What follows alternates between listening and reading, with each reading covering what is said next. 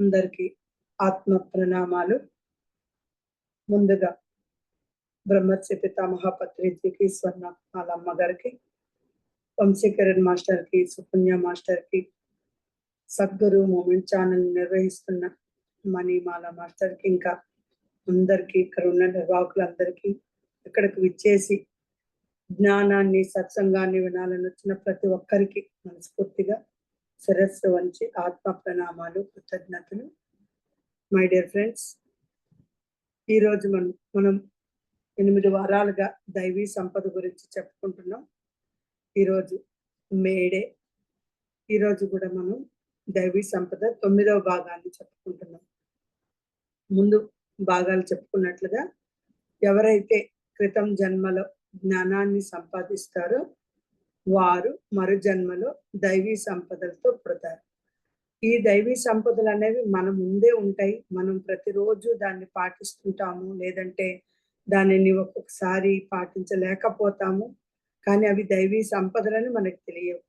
అలా ముందు భాగాల్లో మనం చెప్పుకునేవి భయం లేకపోవడం, సత్వగుణం కలిగి ఉండడం, మనస్సు నిర్మలంగా ఉంచుకోవడం, జ్ఞానాన్ని సంపాదించడం, విద్యా జ్ఞానము, జ్ఞానదానము, భూదానము, అన్నదానము, అలాగే మొదలగు దానాలు శక్తి కొలది చేయడం, ఇంద్రియ నిగ్రహాన్ని కలిగి ఉండడం, జ్ఞాన యజ్ఞాన్ని చేయడం, పురాణాలు శాస్త్రాలు చదవడం, ప్రతి పని ఒక తపస్సులాగా చేయడం, మంచి ప్రవర్తన, అహింసావ్రతమును పాటించడం, సత్యాన్ని పలకడం, కోపం విడిచిపెట్టడం, దుర్గుణములను త్యాగం చేయడం, ప్రశాంతంగా ఉండడం, అలాగే భూతదయ కలిగి ఉండడం, ఇంద్రియ లోలత్వాన్ని లేకుండా చేసుకోవడం, మృదువుగా మాట్లాడడం, చెడ్డ పనులు చేసేటప్పుడు మనం పశ్చాత్తాపం పడడం అంటే సిగ్గుపడడం. ఈరోజు మనం చిత్త సాంచల్యాన్ని వదిలిపెట్టాలి. అలాగే ముఖంలో, మనసులో తేజస్సు కలిగి ఉండడం, విమర్శలు చేయకుండా ఉండడం, ఇవన్నీ మనం ఈరోజు దైవీ సంపద 9లో తెలుసుకుందాం ఫ్రెండ్స్. ఇతరులను విమర్శించకుండా ఉండడం, అలాగే ఇంకా చాంచల్యాన్ని వదిలిపెట్టడం. ఫ్రెండ్స్, ఇప్పుడు మనం చాంచల్యాన్ని వదిలిపెట్టడం చూద్దాం. ఏంటి అసలు చాంచల్యం అంటే ఏంటి, ఎందుకు మనం వదిలిపెట్టాలి? చాంచల్యం అనగా మనస్సుని ఒక స్థిరమైన ఏకాగ్రతలో పెట్టలేకపోవడం, ఒక స్థిరమైన శక్తిలో లేకపోవడం. ఫ్రెండ్స్, ఎందుకు అంటే మనసు ఒక విషయం నుండి వేరొక దానికి తిరుగుతూనే ఉంటది. మీరు కొంతమందిని చూడండి, ఒక పని చేస్తూ ఉంటారు, ఆ పని ఇంకా కంప్లీట్ కానే కాదు. అయ్యో, మనం ఇంకా అక్కడ ఉంటే బాగున్నాం, మనం ఇంకొక దగ్గర ఉంటే బాగున్నాం, అక్కడ చేస్తే బాగున్నాం, ఇలా అన్ని రకరకాలు తిరుగుతుంటదండి మన మనస్సు. ఒక విషయం నుండి మరొక దానికి తిరుగుతూ ఉంటదండి. తద్వారా ఏ పనిని కేంద్రీకృతం చేయలేరు. చేసే పనిలో ఏకాగ్రత ఉంటే ఆటోమేటిక్ గా ప్రతి ఒక్క పనిని అద్భుతంగా చేయగలుగుతాం ఫ్రెండ్స్. కానీ ఈ చాంచల్యం వలన ఏమవుతుందంటే మనసు నిలకడగా ఉండదు. ఏ ఒక్క పని చేస్తుంటే ఇంకో పని మీద వెళ్తుంది. కాబట్టి భగవద్గీతలో కూడా ఏం చెప్తారంటే శ్రీకృష్ణ పరమాత్ముడు యత ఇత్సరతి మన సంచల మస్థిరం అన్నాడు. అంటే మనస్సు అనేక విషయాల్లో తిరుగుతూ ఉంటుంది. మనకు మనసు కావాలని మనల్ని తప్పుదోవ పట్టిస్తుంటది ఫ్రెండ్స్. కాబట్టి అది అలా తిరుగుతూనే ఉండదు. కానీ మనం మాత్రం దాన్ని తిరిగి నియంత్రించుకోవాలి. ఎప్పుడైతే మనం నియంత్రించుకోలేకపోతామో చాంచల్యము అంటే మనసు ఒక స్థిరమైన స్థితిలో ఉండదు.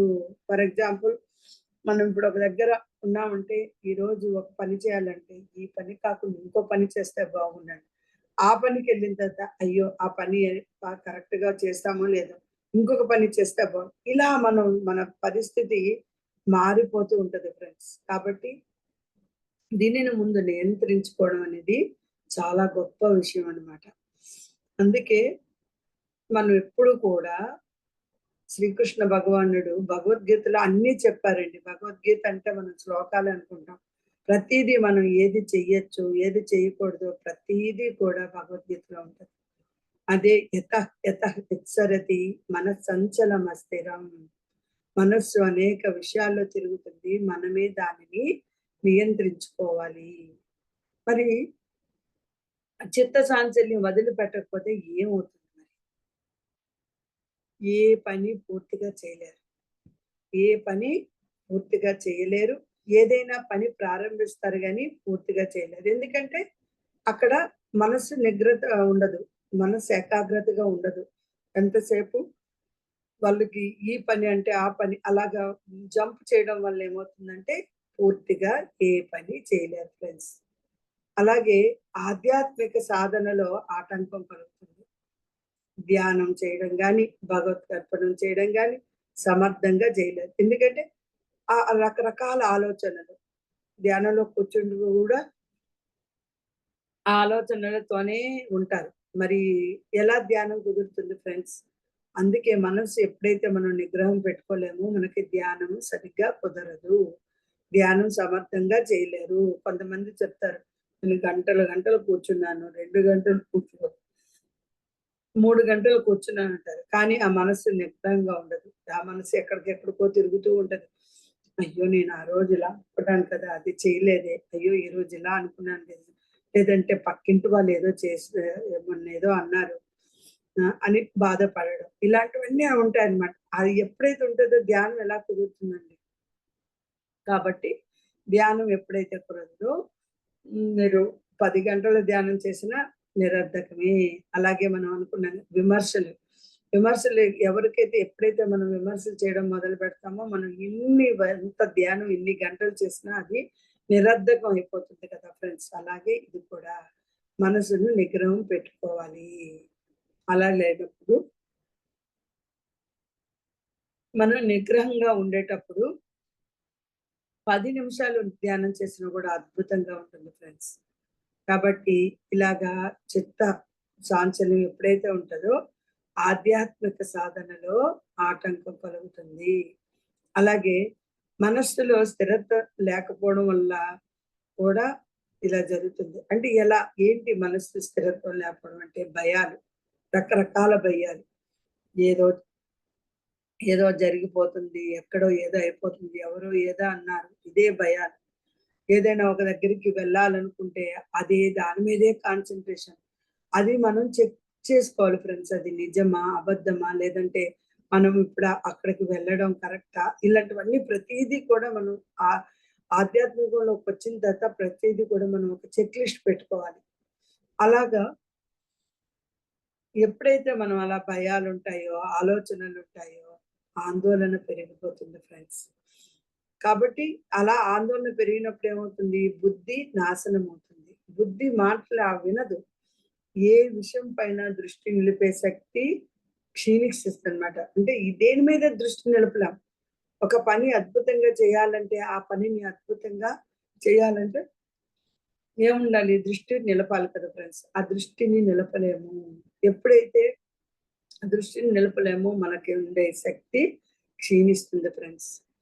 జీవితంలో స్పష్టమైన లక్ష్యం లేకుండా పోతాం ఫ్రెండ్స్. ఎందుకంటే మనం ఒక లక్ష్యం పెట్టుకోవాలంటే ఒక జర్నల్ బుక్ లాగా పెట్టుకోవాలి. అంటే జర్నల్ అంటే ఇంకేదో కాదు ఫ్రెండ్స్. ఒక బుక్కు. మన ముందు మన ముందు ఎప్పుడూ ఒక బుక్ ఉండాలి. పడుకునేటప్పుడు, లేచేటప్పుడు అసలు మనం ఏం చేస్తాం ఈరోజు?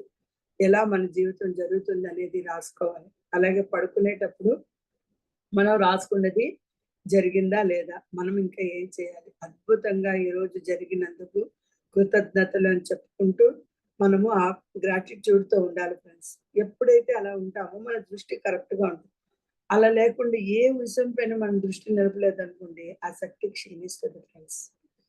అందుకే జీవితంలో స్పష్టత అనేది ఉండాలి. ఎప్పుడైతే స్పష్టమైన లక్ష్యం లేకుండా ఉంటామో, అంటే నిర్దిష్టమైన దిశ ఉండదు. ఒక ప్లాన్ ఉండదు. అనవసర విషయాల్లో మునిగిపోతూ ఉంటాం. అవసర విషయాల్ని వదిలేస్తూ ఉంటాం ఫ్రెండ్స్. కాబట్టి చిత్త చాంచల్యాన్ని ఎప్పుడైతే మనం వదిలిపెట్టమో, ఏ పనిని పూర్తి చేయలేం.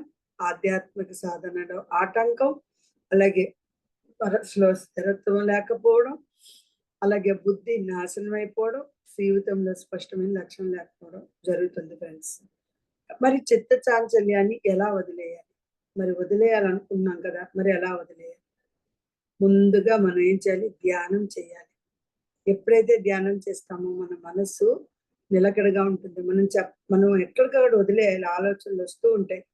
దాన్ని ఎక్కడికక్కడ దాన్ని ఎక్కడికక్కడ వదిలేస్తుండాలి. ఎప్పుడైతే మనం ఆ ఆలోచనలు ఎక్కడికక్కడ వదిలేస్తుంటామో ఆటోమేటిక్‌గా మన మనస్సు కొన్ని రోజులకి మన మాట వింటది ఫ్రెండ్స్. అలాగే ప్రాణాయామాలు చేయాలి. ఎప్పుడైతే మనం ప్రాణాయామం చేస్తామో బ్రీత్ ఇన్, బ్రీత్ అవుట్ చేసినప్పుడు బాడీ రిలాక్స్ అయ్యి మనసు నిలకడగా ఉంటది ఫ్రెండ్స్. కాబట్టి ధ్యానం చేయాలి, ప్రాణాయామాలు చేయాలి. మనస్సును ఒకే స్థానంలో నిలిపే శక్తి పెరగాలంటే ఖచ్చితంగా ధ్యానం చేయాల్సిందే ఫ్రెండ్స్. అలాగే ఒక ప్రాణాయామాలు బ్రీత్ ఇన్, బ్రీత్ అవుట్ చేస్తూనే ఉండాలి ఫ్రెండ్స్. అలాగే ఒక్కసారి ఒక పని పైనే దృష్టి పెట్టాలి. ఇప్పుడు ఒక పని నేను అనుకున్నాననుకోండి, ముందు ఆ పని పైన దృష్టి పెట్టాలి. అలా కాకుండా అన్నీ ఒకేసారి నేను చేసేస్తాను. నేను సూపర్ మ్యాన్‌ని లేదంటే నేను స్పైడర్ మ్యాన్‌ని అంటే మొత్తం మనసు బోర్లా పడతది. కాబట్టి ఎప్పుడు కూడా ఒకసారి ఒక పని పైనే దృష్టి పెట్టాలి. ఎప్పుడైతే మనం అలా ఉంటామో ఈజీగా చేయగలుగుతాం. మల్టీ టాస్కింగ్ చేసేస్తామంటే మాత్రం దెబ్బతింటాం ఫ్రెండ్స్. కాబట్టి ఆ మల్టీ టాస్కింగ్‌ని పక్కన పెట్టి చక్కగా, హ్యాపీగా, ప్రశాంతంగా చెప్పుకోవాలి ఫ్రెండ్స్. శ్రద్ధగా వినడం. ఎవ్వరు చెప్పినా శ్రద్ధగా వినడం నేర్చుకోవాలి. మాట్లాడడం నేర్చుకోవాలి. అద్భుతంగా మనం ముందుకెళ్తాం ఫ్రెండ్స్. ఎందుకంటే ఎప్పుడైతే మనం శ్రద్ధగా వింటాం, మన మనస్సుని ఒక విషయంపై కేంద్రీకరించామనుకోండి, మన మనస్సు మనం ఎప్పుడైతే శ్రద్ధగా వింటామో, మన మనస్సుని అద్భుతంగా నియంత్రించేస్తాం ఫ్రెండ్స్. ఎందుకు? ఆ విషయం పైన మాత్రమే కేంద్రీకరిస్తాము. ఒకే విషయం పైన మాట్లాడతాము. కాబట్టి ఆటోమేటిక్‌గా మనసును ఒకే విషయంపై కేంద్రీకరించగలుగుతాం ఫ్రెండ్స్. అలాగే నిరంతరం ధ్యానం చెయ్యాలి. అలాగే భగవద్ మ భగవద్భ భగవంతుడిని తలుచుకోవాలి ఫ్రెండ్స్. ఎందుకంటే భగవంతుడినిపై ధ్యానం చేస్తూ అంటే ఇక్కడ ఏంటంటే తల్ అంటే మనం ధ్యానం అంటే ఏంటి? మనం చక్కగా ఒక దీపం పెట్టేసి కూడా చక్కగా కూర్చొని ధ్యానం చేసుకోవాలి. అదే భగవత్ సేవ. భగవత్ సేవ అంటే 100 సార్లు అక్షింతలేసేసి, పూజలు చేసేసి, కుంకాలేసేస్తే పూజ అనుకోకూడదు ఫ్రెండ్స్. అంటే ఇక్కడ ఎవరిని నేను విమర్శించడం కాదు. జనరల్‌గా అంటే అప్పుడేమవుతుందో తెలుసా? మన మనసు లగ్నం ఉండదు. అయ్యో! ఈరోజు నేను పువ్వులు తక్కువ పెట్టానే. అయ్యో! ఈరోజు నేను అక్షింతలేయలేదే. ఈరోజు ఇంకొంచెం ఇదెయ్యాలి. ఇంకా ఈరోజు నైవేద్యం తగ్గింది. దీని మీద ఉంటది. మనం ఏం చేస్తాం తెలుసా? ఏదైనా పూజలున్నప్పుడు లేస్తాం. ఆ పూజకి సంబంధించిన నైవేద్యాలు అన్నీ తయారు చేయడానికి, వాటికి టైమంతా స్పెండ్ చేసేసరికి భగవత్ భగవంతుడి మీద ఇంక మనకి మనసుండదు. ఎంత తొందరగా పూజ అయిపోతుందా? ఏదో ఒకటి కాఫీయో ఏదో తాగేద్దామా? అంటే మనకక్కడ ఏముందండి మనం భగవంతు సేవ చేస్తున్నట్టా? అది కాదు కదా! మరి అదే మీరు చూడండి ఒక్కసారి భగవంతుడిపై దీపం పెట్టి కూర్చోండి. కూర్చొని చక్కగా ధ్యానం చేయండి. ఒక గంట ధ్యానం చేస్తారు. ఇక్కడ ఏం చేస్తున్నాం మనం? ఇవన్నీ చేయడంలో నిమగ్నమైపోయి బ్రహ్మ ముహూర్తాన్ని వేస్ట్ చేసేస్తున్నాం. అన్నీ వేస్ట్ చేస్తున్నాం. దేవుడి దగ్గరికెళ్ళేసరికి అలిసిపోతున్నాం. అలిసిపోయేసరికి ఇంకా ఏం చెయ్యాలో ఇంక ఏదో స్పీడ్‌గా చేసేద్దాం అనుకుంటాం. బాహ్యం నుండి బయటికి రండి ఫ్రెండ్స్. అంతర్ముఖంగా వెళ్ళండి. అప్పుడే మీ మనసు అద్భుతంగా లగ్నమవుతుంది. మీ చిత్త సాంచల్యాన్ని వదిలేయగలుగుతారు. ఎప్పుడైతే మీరు ఒకేసారి ఒక పని పైన దృష్టి పెడతారో ఆటోమేటిక్‌గా మన మనస్సు మన నియంత్రణలోకొస్తుంది ఫ్రెండ్స్. అందుకే ఎప్పుడూ కూడా మనం ఇప్పుడు ఏది చేయండి మీరు ధ్యానం చేయండి. అంతర్ముఖంలోకెళ్ళండి. అదే ముందు ఇంపార్టెంట్. భగవంతుడిపై ధ్యానం చేస్తూ మనస్సుపై లగ్నం చేయండి. అనవసర ఆలోచనలను తగ్గించుకోండి. చాలా ఆలోచనలు. ఎన్ని ఆలోచనలుంటాయంటే బుర్రలో. అయ్యయ్యో! వాళ్ళక్కడున్నారు, వీళ్ళిక్కడున్నారు, వాళ్ళకి వెళ్ళాలి, ఇక్కడ వెళ్ళాలి, అది చూడాలి, ఇది చూడాలి. ఫ్రెండ్స్ మనకుండేది ఒకే జీవితం ఫ్రెండ్స్. హాయిగా ప్రశాంతంగా ఉందాం. ఎందుకు అనవసరమైన ఆలోచనలు? ఇప్పుడు మనం వెళ్ళాల్సిన చోటికి వెళ్ళకపోతే వాళ్ళు మనకేమైనా ఏమైనా అనేస్తారా? కాదు కదా! ఇప్పుడు మనము అద్భుతంగా ముందుకెళ్ళాలి. అంటే మనం ధ్యానం చేయాలి. లగ్నం పెట్టుకోవాలి మనసుని. అంటే ఇవన్నీ చెయ్యాలి ఫ్రెండ్స్. అలాగే అనవసర ఆలోచనలు తగ్గించుకోవాలి. అంటే ఏంటి? పనికిరాని ఆలోచనలు, సరికాని ఆలోచనలు. ఈ సరికాని ఆలోచనల వల్ల మనస్సు మరింత అశాంతిగా మారిపోతుంది. అది అవసరమా మనకి? కాబట్టి అనవసరమైన ఆలోచనలన్నిటిని తగ్గించేయండి. ముందు మనం ఎలా మనకేంటి మనం కరెక్ట్‌గా పాటిస్తున్నామా లేదా? ఇవన్నీ చూసి పక్కన వాళ్ళకి చెప్పడం నేర్చుకోవాలి. ఇలా చిత్త చాంచల్యాన్ని జయించిన మహనీయులు ఎవరెవరున్నారంటే ఆది శంకరాచార్యులు. చిన్న వయసులోనే ధ్యానం ద్వారా మనస్సును పూర్తిగా నియంత్రించేస్తారాయన. అలాగే మనకి ఆది శంకరాచార్యుల గురించి చెప్పాలంటే చిన్నప్పుడే బ్రహ్మచర్యం తీసుకున్నారు. మొన్న కృష్ణకుమార్ అమ్మ కూడా చెప్పారనమాట. ఆయన చిన్న వయసులోనే బ్రహ్మచర్యం తీసుకోవాలన్నప్పుడు తల్లి ఒప్పుకోనప్పుడు ఆయన ఒక నదిలో దిగి మొసలు పట్టుకుందనంట. అలా అంటే చూడండి ఆయన ఎప్పుడైతే ధ్యానం ద్వారా మనస్సును నియంత్రించారో ఆయనకి ఆ ఆలోచన దాని మీద కేంద్రీకృతం అయ్యారు. కానీ తల్లిని బాధ పెట్టకూడదు. అంటే చూడండి అక్కడ నొప్పింపక నొప్పింపక తానొప్పక తప్పించుకు తిరుగువాడే ధన్యుడు సుమతి అంటారు. మా అమ్మగారు ఎప్పుడు చెప్తారు. పక్కన వాళ్ళని నొప్పించకూడదు. మనం నొప్పి పడకూడదు.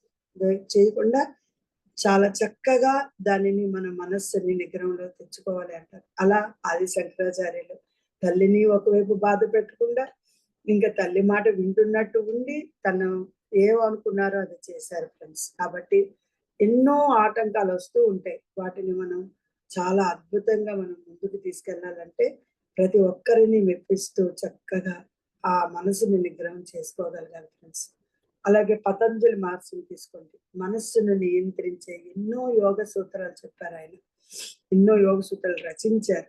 యోగా, ధ్యానం ఇవన్నీ చెయ్యాలని చెప్పారు. సాత్విక ఆహారం తీసుకోవాలి. ఇలా గౌతమ బుద్ధుడు సంపూర్ణ ఏకాగ్రతతో ధ్యానం చేసి చివరికి నిర్యాణ స్థితిని పొందారు. ఎందుకంటే ఆయన ఇంకా ఇదంతా శాశ్వతం కాదు. ఆయన బండేసుకొని వెళ్ళి అయ్యోయ్యో! ఇక్కడ హ్మ్. ఎక్కడ ఇలాగుందా? ముసలితనం ఉంటదా? ఇలా చనిపోతారా? చూడండి. అవన్నీ చూసి ఏకాగ్రతతో ధ్యానం చేశారు. చేసి నిర్వాణ స్థితికి వెళ్లారు. అలాగే మనం స్వామి వివేకానందని తీసుకుందాం. తన మనస్సును నియంత్రించుకొని సమర్థవంతమైన ఉపన్యాసాలు ఇచ్చారు. హ్మ్. కాబట్టి ఇలాంటివన్నిటిని ఎప్పుడైతే ఈ గుణాలుంటాయో చాంచల్యాన్ని ఎవరైతే జయిస్తారో వాళ్ళందరూ అద్భుతంగా ముందుకెళ్తారు ఫ్రెండ్స్.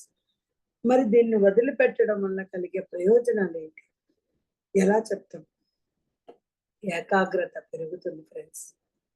ప్రతి పని సమర్థంగా చేయగలుగుతాము. మానసిక ప్రశాంతత, ధైర్యం పెరుగుతుంది ఫ్రెండ్స్. ఆధ్యాత్మిక సాధన సులభంగా కొనసాగించగలుగుతాం. ఎందుకు?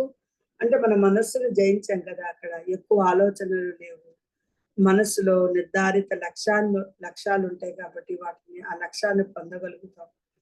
సమస్యలను పరిష్కరించే సామర్థ్యం పెరుగుతుంది. ఎప్పుడైతే మనకి ఎక్కువ ఆలోచనలు ఉండవో, ఒకే పని పైన నిగ్రహం తెచ్చుకుంటామో ఆటోమేటిక్‌గా మనలో సమస్యలు పరిష్కరించే సామర్థ్యం కూడా పెరిగిపోతుంది ఫ్రెండ్స్. ఎందుకు? ఎందుకు పెరుగుతుంది? మనం మానసికంగా ప్రశాంతంగా ఉండడం వల్ల, మానసికంగా ధైర్యంగా ఉండడం వల్ల, ప్రతి పనిని సమర్థంగా చేయడం వలన, ఏకాగ్రత పెరగడం వల్ల ఫ్రెండ్స్ ఇది చాలా ఇంపార్టెంట్ అన్నమాట. కాబట్టి చంచలమైన మనస్సు మనిషి ఎదుగలను అడ్డుపడుతుంది. మనిషి ఎదగలేడు ఫ్రెండ్స్.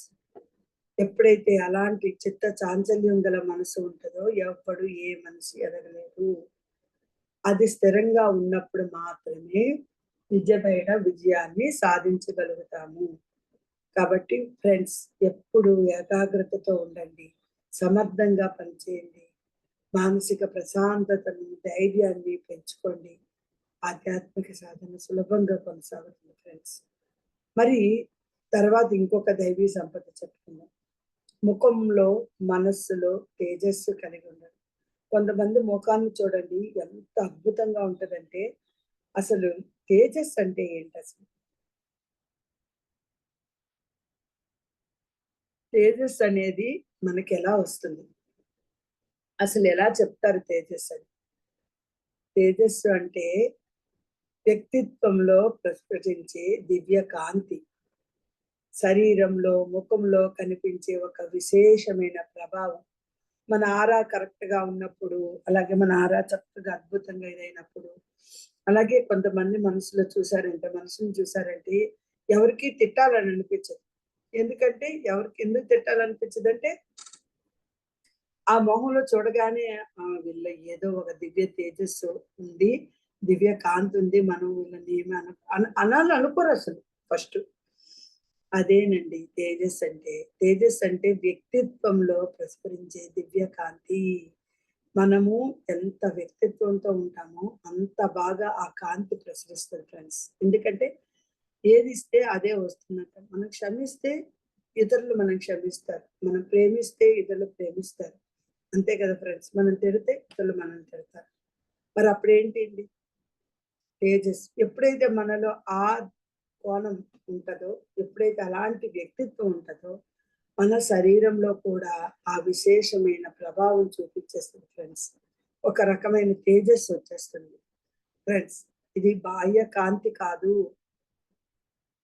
ఇది బాహ్యంగా ఉండే కాంతి అసలు కానే కాదు ఫ్రెండ్స్. ఇది అంతరంగంలో ఉన్న ఎప్పుడైతే అంతరంగంలో మనం మలినాన్ని పోగొట్టుకుంటామో, ఆ అంతరంగంలో కూడా ఉత్కృష్టమైన ఆత్మ సంపత్తి ఎవరికైతే కలుగుతుందో, వాళ్ళకి ఈ సంపద, ఈ దైవీ సంపద ఏంటి? తేజస్సు. ముఖంలో, మనస్సులో తేజస్సు కలిగి ఉండడం దొరుకుతుంది ఫ్రెండ్స్. అండర్‌స్టాండ్? కాబట్టి ఇది బాహ్య కాంతి కాదు. అంతరంగంలోనే ఉత్కృష్టమైన ఆత్మ సంతృప్తి.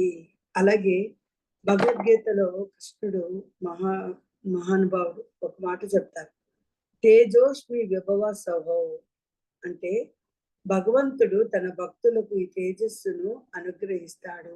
ఎప్పుడైతే మనము ఆ వ్యక్తిత్వంతో ఉంటామో, ఆ దివ్య కాంతిని ప్రసరిస్తామో, ఖచ్చితంగా భగవంతుడు భక్తులకి ఈ తేజస్సుననేది అనుగ్రహిస్తారు ఫ్రెండ్స్. కాబట్టి అందరూ, అందరూ కూడా ఈ తేజస్సు ఉండాలంటే ఎవరికి ఈ తేజస్సు కలిగి ఉంటది? ఎలాంటి లక్షణాలుంటే ఈ తేజస్సు ఉంటది? మొదటగా ఆధ్యాత్మికత సాధన చెయ్యువారికి. మనమందరం ధ్యానం చేస్తాం. కానీ అందుకే మనం ఎప్పుడు కూడా ఏదైనా ఒక ఆలోచన తీసుకోవాలన్నా, ఏదైనా వెంటనే మనం ఆలోచిస్తాం. ఓహ్! ఇది కరెక్టా? కాదా? ఇది కరెక్ట్ అయితే ముందుకెళ్దాం. మనం మనలోనే అడుగుతున్నాం క్వెషన్. మనమేం బయట వాళ్ళకి ఎవరికి అడగట్ల. మనలో మనమే క్వెషన్ అడుగుతున్నాం ఫ్రెండ్స్. ఆధ్యాత్మిక సాధన చేయువారికి ధ్యానం ద్వారా, జపం ద్వారా, తపస్సు ద్వారా ఇలా చేసే వాళ్ళకి, అలాగే సత్యనిష్ఠులైన వారికి, ఎప్పుడు నిజాయితీగా ఉండేవారికి ఫ్రెండ్స్, అలాగే అహింస మార్గంలో నడిచే వారికి, హింస లేని జీవితం గడిపే వాళ్ళకి ఫ్రెండ్స్. ఎందుకంటే వాళ్ళకి ఎక్కడ హింస ఉండదు.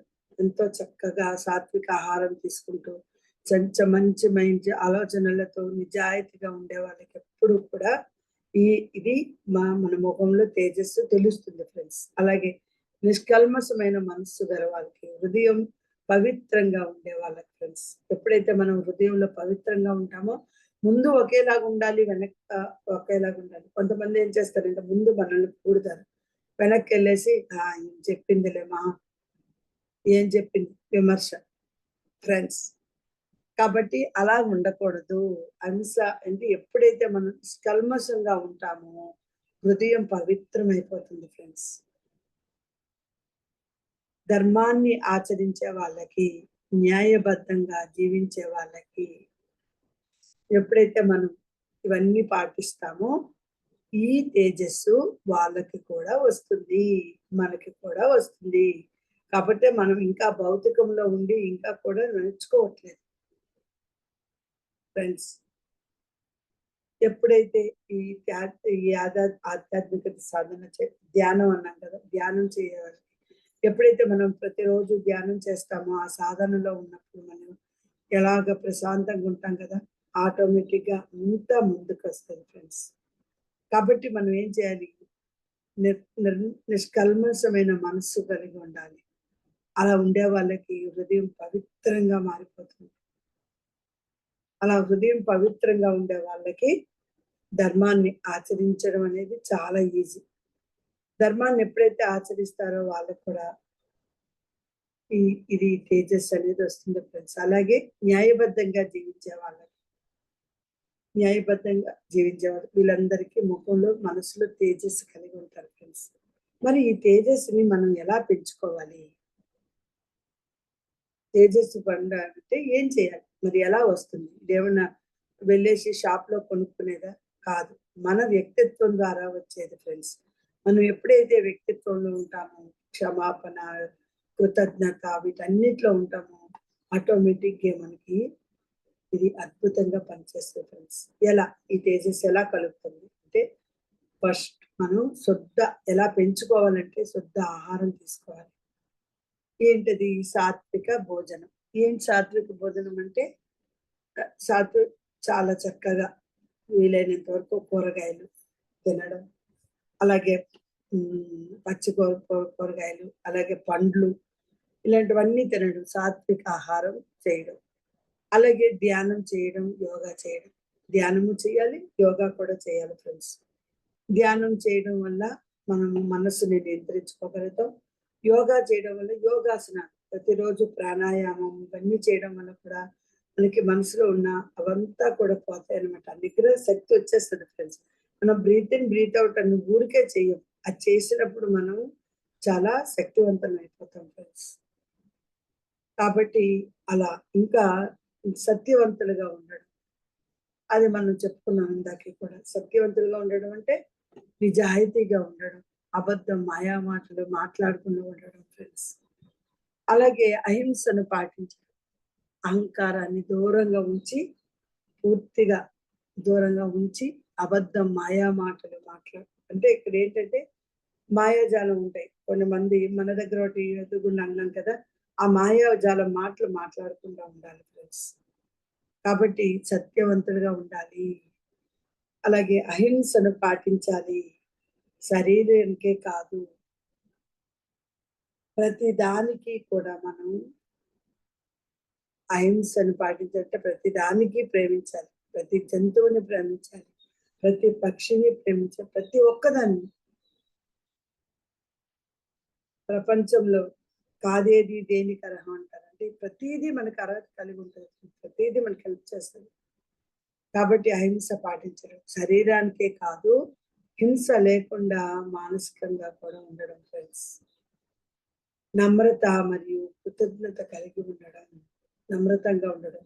అదే చెప్తారు కదా! ఎంత ఎదిగినా ఒదిగి ఉండాలి. కాబట్టి అలాగే ఎంతో మంది ఉన్నారండి మనలో. ఎంతో చక్కగా ఎంత ఒదిగినా కూడా చక్కగా ప్రశాంతంగా వచ్చి చెప్పడం. అలాగే ప్రతి ఒక్కరికి కృతజ్ఞత చెప్పడం. అహంకారాన్ని వదిలిపెట్టేయడం. నమ్రత కలిగి ఉండడం. దూరంగా అహంకారాన్ని వదిలిపెట్టేయాలి ఫ్రెండ్స్.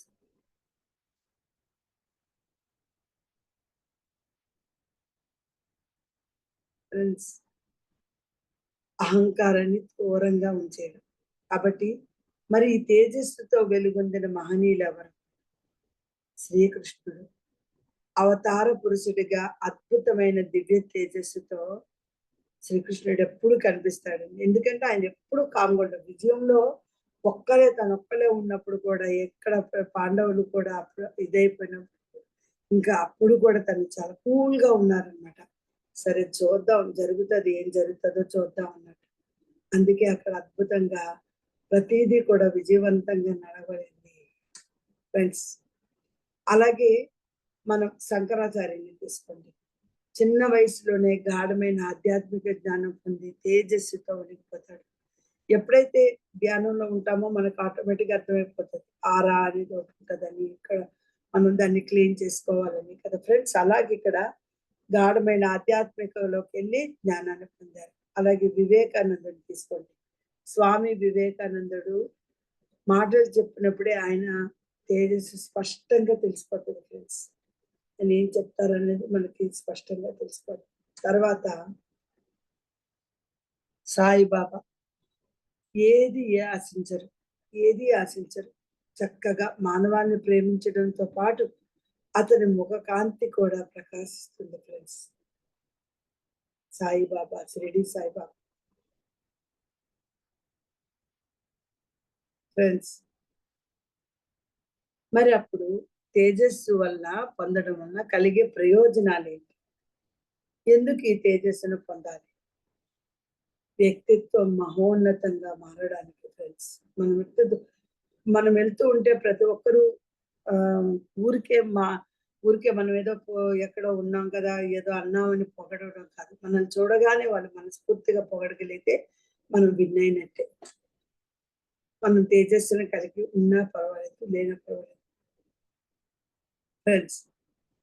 కాబట్టి వ్యక్తిత్వం మహోన్నతంగా మారుతుంది. ఇతరులు స్వయంగా ఆకర్షితులవుతారు ఫ్రెండ్స్.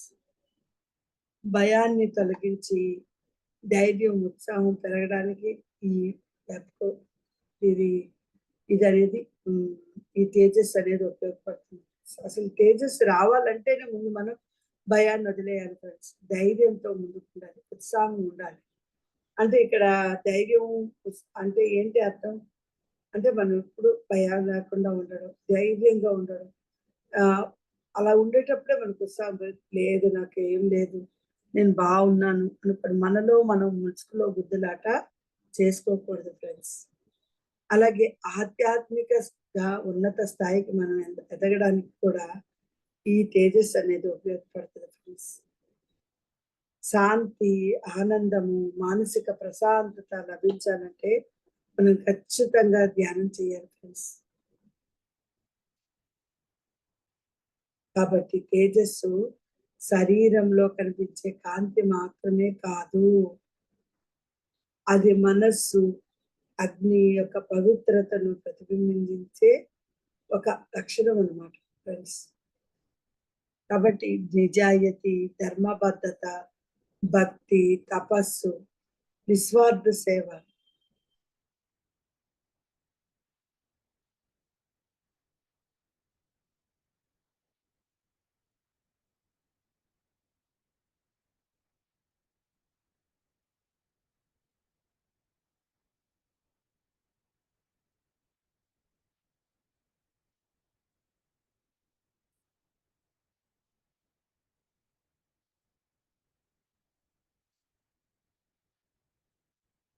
ఫ్రెండ్స్. అందుకే మనం ఎప్పుడు శరీరంలో కనిపించే కాంతితో మంచి మనస్సుతో మన ఆత్మ పవిత్రతను ప్రతిబింబించుకోవాలి ఫ్రెండ్స్. తేజస్సు శరీరంలో కనిపించే కాంతి మాత్రమే కాదు. అది మనస్సు, ఆత్మ పవిత్రతను ప్రతిబింబిస్తుంది ఫ్రెండ్స్. కాబట్టి నిజాయితీతో ఉందాం. ధర్మబద్ధతతో ఉందాం. భక్తి, తపస్సు, నిస్వార్థ సేవను కలిగి ఉందాం. ఎప్పుడైతే మనం నిస్వార్థ సేవ చేస్తామో, తపస్సు చేస్తామో, అలాగే తపస్సు అంటే ఎక్కడికో ఎళ్లి అరణ్యాల్లోకెళ్ళి ముక్కు మూసుకొని కూర్చునే తపస్సు కాదు ఫ్రెండ్స్. ఉన్న పని మీద ఇందాక చెప్పుకున్నాం కదా! చిత్త చాంచల్యం లేకుండా ఉండడం. ఉన్న పని పైన ఏకాగ్రత కలిగి ఉండడం. ఎరుకతో ఉండడం. అలాగే చేసే పని పైన నిబద్ధత ఉండడం. నిజాయితీగా ఉండడం. ఇవన్నీ కలిగిన వాళ్ళకి ఈ తేజస్సు అనేది ప్రాప్తమవుతుంది ఫ్రెండ్స్. లేని వాళ్ళకి ఉండదు. కాబట్టి మనం ఇక్కడ ఏమర్థమైంది మనకి?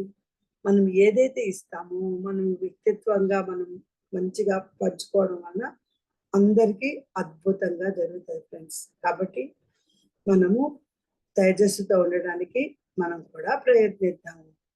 తప్పకుండా ఉండదు కూడా. ఎందుకంటే మనం ధ్యానం చేసుకుంటున్నాం ఫ్రెండ్స్. మనకు తెలుసు ధ్యానం రోగ నివారణ, సకల భోగకారి. My dear friends. అలాగే మనము ఎప్పుడు ఇతరులను విమర్శించకుండా ఉండడం. ఆల్రెడీ ఇది ఒకసారి మనం చెప్పుకున్నాము. ఈ ఇతరులను విమర్శించకుండా ఉన్నదనేది. ఇక్కడేంటంటే నేను సింపుల్‌గా చెప్పాలనుకున్నాను. ఎప్పుడైతే మనం వేరే వాళ్ళని విమర్శిస్తామో మన మనసు కలుషితం అయిపోతది ఫ్రెండ్స్. ఇందాకే చెప్పుకున్నాం కదా! మనసు చిత్త చాంచల్యం ఎప్పుడుంటది? మనసు నిగ్రహం లేకపోవడం. ఇక్కడ ఇలా విమర్శలు చేయడం వల్ల ఏమవుతుంది తెలుసా? మనసు కలుషితం అయిపోతుంది. అవసరం ఏమీ లేకుండానే శత్రుత్వం పెంచుతుంది. అవతలి వ్యక్తితో మనకి అసలు ఏ సంబంధం ఉండదు. కానీ ఈ చెప్పుడు మాటలు, ఈ విమర్శలు చేయడం వల్ల వాళ్ళని దూరం అయిపోతాం. స్వీయ వికాసానికి అడ్డుగా నిలుస్తుంది. మనం ఏదైతే స్వయంగా మనం ఏదైనా అడ్డుగా చెయ్యాలి అనుకుంటే కూడా ఈ ఈ విమర్శల పాలు వల్ల ఆవిడ ఎప్పుడో నా గురించి చెప్పింది. నేను ఖచ్చితంగా నేను ఆవిడకి హెల్ప్ చేయను. చూసారా? ఫ్రెండ్స్ అలాగే సమాజంలో మంచి సంబంధాలు ఏవైనా ఉంటే అవన్నీ దెబ్బతీస్తాయి. వాళ్ళకి ఇష్టం ఉండదు మాట్లాడడానికి. అందుకే ఇది ఇతరులను బాధపెట్టే చర్య అవుతుంది ఫ్రెండ్స్. కాబట్టి ఇది ఎప్పుడు కూడా ఎప్పుడు ఎలా ఉండాలంటే, ఎలా ఉంటే విమర్శకు బదులుగా మనం చేయగలుగుతామంటే, ముందు ప్రతి వ్యక్తిలో మంచి వ్యక్తిత్వాన్ని చూడాలి ఫ్రెండ్స్. వాళ్ళలో ఉన్న లోపాలు వదిలేయండి. మీకెందుకు ఆలో ఎవరు ప్రతి ఒక్కళ్ళలో కూడా ఒక వ్యక్తిత్వం ఉంటుంది. దాన్ని పట్టుకోండి. తప్పులు చూపకుండా మార్గదర్శనం చేయండి. అలాగే తప్పులు మాట్లాడడానికి ముందు వాటి పరిష్కారం గురించి కూడా ఆలోచించాలి. ఎందుకు మనకు ఆ తలనొప్పి? తప్పులు చేసే ముందు మనం ఒకసారి చూసుకోవాలి. ఇది కరెక్టా కాదా అని. విమర్శ చేయాల్సిన అవసరం అయితే దాన్ని మృదువుగా, హితంగా చెప్పాలి. అందుకే ఆహ్, మనం కోపడినా కూడా నవ్వుతూ చెప్పాలి. నవ్వుతూ చెప్తాం. ఒకసారి ఏమంటే మనం స్ట్రిక్ట్‌గా ఉన్నట్టే ఉంటది. కానీ నవ్వుతూ చక్కగా చెప్పడం వల్ల కూడా చాలా మంది మాట వింటారు. స్ట్రిక్ట్‌గా చెప్తే మాట వినరు ఫ్రెండ్స్. కాబట్టి ఎక్కడైతే ఇతరులు ఎప్పుడు కూడా ఇతరులను బాధపెట్టే చర్య కాబట్టి మనం బాధ్యతగా ఉండాలి. అందుకే శ్రీకృష్ణుడు చెప్తాడు. తొలుత నీ సొంత తప్పులను చూసుకో. తర్వాత ఇతరులపై వ్యాఖ్యలు చేయండి అని. ఫ్రెండ్స్ ధృతరాష్ట్రుడికి నేరుగా విదురుడు వెళ్లి చెప్తాడు. విమర్శలు ఏం చేయకుండా జ్ఞానవంతుడికి హితవు చెప్తాడు. ధృతరాష్ట్ర ఇప్పటికైనా విను నా మాట. పిల్లల పైన అంత ప్రేమ పెంచుకోవద్దు. విను నా మాట అంటే. ధృతరాష్ట్రుడు వినడు. ఫ్రెండ్స్ ఎప్పుడైతే మనం ఇది విమర్శించకుండా పక్కన వాళ్ళని విమర్శించకుండా ఉంటామో సమాజంలో గౌరవం పెరుగుతుంది ఫ్రెండ్స్. స్నేహాలు, కుటుంబ సంబంధాలు బలపడతాయి. అలాగే మనస్సుకు ప్రశాంతత లభిస్తుంది ఫ్రెండ్స్. పరిశుద్ధ ఆలోచనలొస్తాయి. ఎప్పుడైతే మనం మనస్సుని నిగ్రహించుకుంటామో ఆలోచనలు కూడా అలాగే మంచి ఆలోచనలొస్తాయి. భగవంతుని కృప లభిస్తుంది ఫ్రెండ్స్.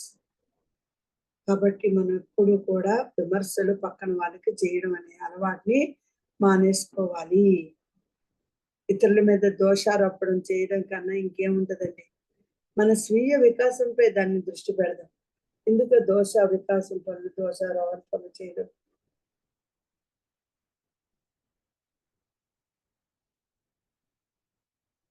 ఫ్రెండ్స్ కాబట్టి మనం ఎప్పుడు కూడా మనస్ఫూర్తిగా ఉంటూ ఏ ఒక్కరిని విమర్శించకుండా మనం దోషారోహణ ఎవ్వరికీ చేయకుండా ఏం చేస్తున్నాం మనం కరెక్ట్‌గా ఉన్నాం లేదనేది ముందు మనం పాటించి ఆ స్వీయ వికాసం పైన దృష్టి పెట్టగలిగితే మనకి సహనం వస్తుంది ఫ్రెండ్స్. అలాగే ప్రేమగా ఉండాలనిపిస్తుంది. మార్గనిర్దేశనం చేయడానికి మనం సమాజానికి ఉపయోగపడతాం ఫ్రెండ్స్. కాబట్టి ఇతరులను ఎప్పుడూ కూడా విమర్శించకూడదు. ఫ్రెండ్స్ ఇది ఈ వారం దైవీ సంపద. ఇంతటి అద్భుతమైన అవకాశాన్ని నాకిచ్చిన వంశీకరణ్ మాస్టర్‌కి, సుకన్య మాస్టర్‌కి, మణిమాల మాస్టర్‌కి, ఇక్కడ ఉన్న నిర్వాహకులందరికీ, అలాగే ఎంతో అద్భుతంగా వచ్చి మీరు వింటున్నందుకు మీకు ఆత్మ ప్రణామాలు ఫ్రెండ్స్.